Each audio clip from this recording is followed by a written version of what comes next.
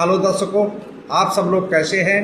मैं यही ध्यान और भावना करता हूं कि आप सब लोग कुशल मंगल से होंगे, प्रसन्नचित होंगे, खुश होंगे, मस्त होंगे, मग्न होंगे, दुरुस्त होंगे, चुस्त होंगे।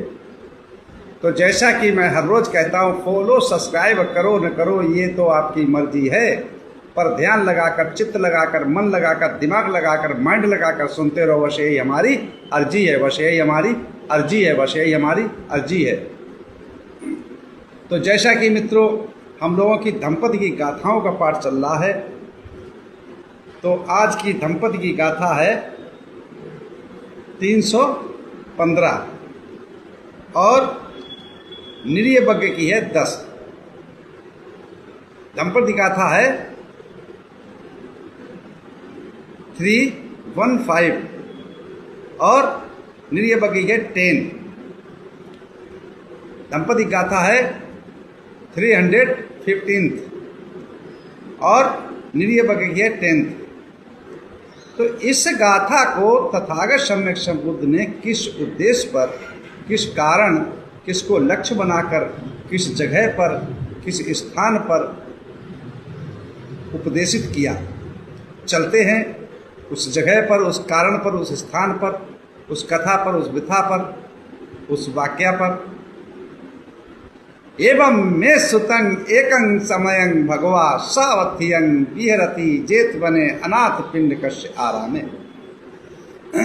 ऐसा मैंने सुना, एक समय तथागत सम्यक संबुद्ध श्रावस्ती के अनाथ पिंडक द्वारा बनाए हुए जेतवना राम में विहर रहे थे।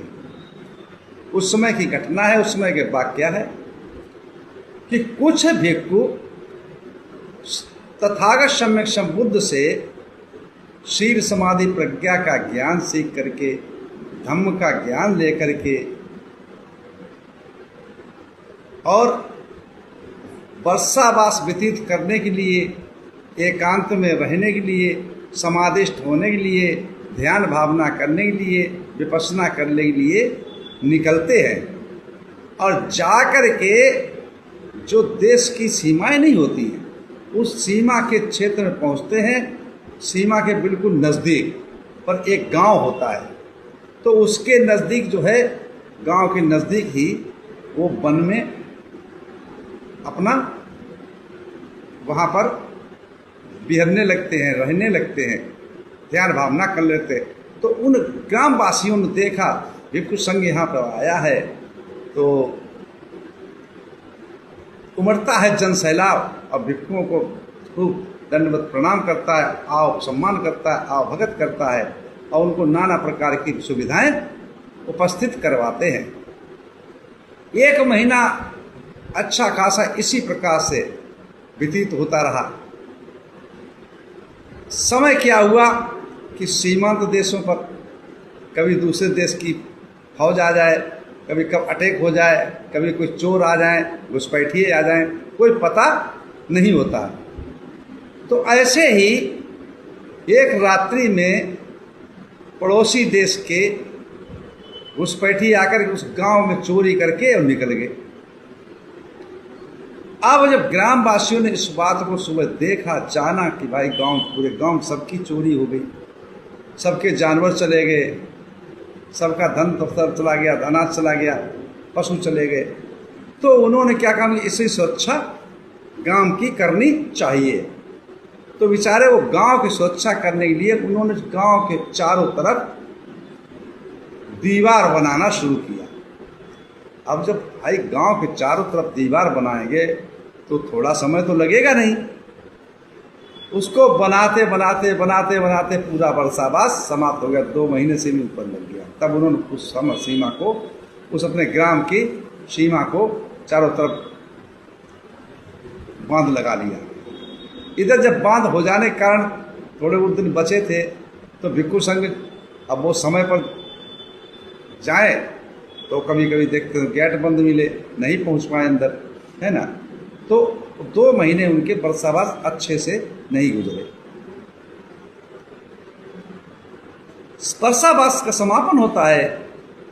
भिक्षु संघ में ये परंपरा थी तथागत सम्यक संबुद्ध की समकालीन, और आज भी है, कि भगवान बुद्ध तथागत सम्यक संबुद्ध शास्त्रा जहाँ भी होते थे, जहाँ विहार करते होते थे, वहाँ पर भिक्षु संघ उनके दर्शनार्थ अवश्य जाते थे।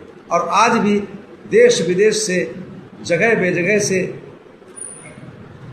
हर जगह से भगवान बुद्ध के वर्षावास समाप्त होने के पश्चात भिक्षु संघ जो है आज भी तीर्थों में दर्शनार्थ जाता है। जो 4 महातीर्थ बताए हुए हैं, लुम्बिनी जहाँ जन्म हुआ, बोधगया जहाँ ज्ञान प्राप्त हुआ, वाराणसी, बनारस, सारनाथ जहाँ प्रथम धम्म उपदेश दिया, धम्मचक्र प्रवर्तन किया, और चौथा कुशीनगर जहाँ महापरिनिर्वाण को प्राप्त किया।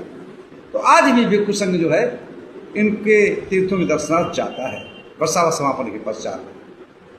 तो वो परंपरा थी भिक्षु संघ में। तो तथागत सम्यक संघ बुद्ध के पास वो भी पहुँचते हैं। तो शास्त्रा की एक पहले ही आप आए हुए आगंतुक भिक्षुओं से सर्वप्रथम वो यही पूछते, भाई कुशल क्षेम तो है, सब कुशलता से तो रहे, कहाँ वर्षावास की वहाँ कोई असुविधा तो नहीं हुई, कोई दुख तो नहीं हुआ, कोई परेशानी तो नहीं हुई, हालचाल जरूर पूछते थे। तो भिक्षु संघ वो जो गया है सीमांत के पास से, तो उन्होंने प्रणाम किया तथागत सम्यक संघ बुद्ध के एक तरफ बैठ गए। तो तथागत ने उनसे पूछा, जब पूछा तो उन्होंने कहा, भगवान मैं क्या बताऊं कि 1 महीना तो मेरा ऐसा गुजरा, सब लोगों का कुछ पता ही नहीं लगा, बहुत सुख से गुजरा, बहुत मान सम्मान मिला, नाना प्रकार से उन्होंने जो है भोजन और खाद्य पदार्थों की व्यवस्था बनाई ग्रामवासियों ने। लेकिन ऐसी ऐसी घटना हुई चोरों ने, तो वो बेचारे अपने व्यस्त हो गए उसमें बनाने में। तो हमारा 2 महीने जो थे वो बड़ा कठिनाई से बीते। उसी समय तथागत सम्यक संघ बुद्ध ने इस गाथा को उपदेशित किया है। तो गाथा क्या है सुनिएगा। नगरं यथा पच्चन्तं गुत्तं संतर्वाहिरं एवं गोपेत अत्तानं खड़ो वे माँ उपजगा खणातीता ही शोचन्ति निर्यमी समपिता। क्या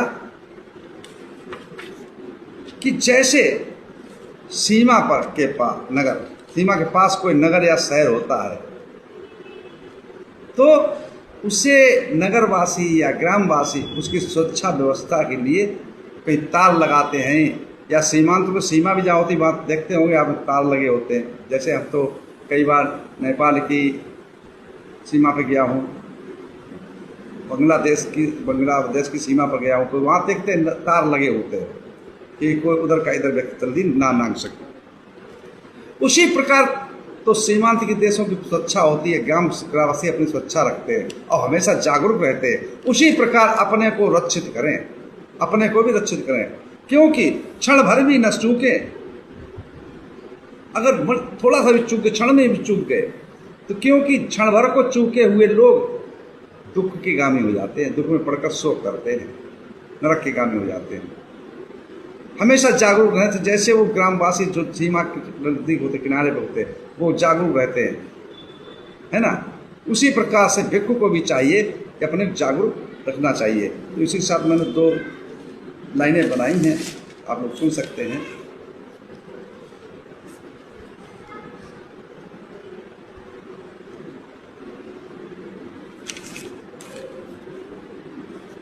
जैसे सीमांत ग्रामवासी गांव की सुरक्षा करते हैं, सुख चाहने वाले भिक्षु भी अपनी सुरक्षा रखते हैं।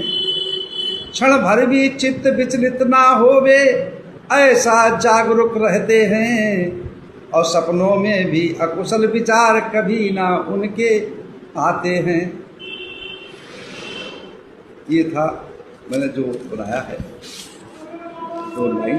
अब मैं आपको इस गाथा को डिटेल से थोड़ा समझाने की कोशिश करूंगा कि समझिएगा कैसे। जैसे सीमा के नज़दीक बॉर्डर के नज़दीक कोई गांव होता है, किसी भी राष्ट्र की सीमा के अंत में बसे हुए शहर या गांव हमेशा पड़ोसी देश का खतरा बना रहता है। न जाने कब दूसरे देश की सेना आक्रमण कर दे। इसलिए सीमा को मजबूत किले या ऊंची चौड़ी तारबंदी में सुरक्षित रखा जाता है। ये मनुष्य जीवन भी ऐसा ही है। ये मनुष्य जीवन भी ऐसा ही, मनुष्य के मन पर काबू ना होने पर, चित्त पर, मन पर, दिमाग पर काबू ना होने पर, माइंड पर काबू ना होने पर क्या होता है?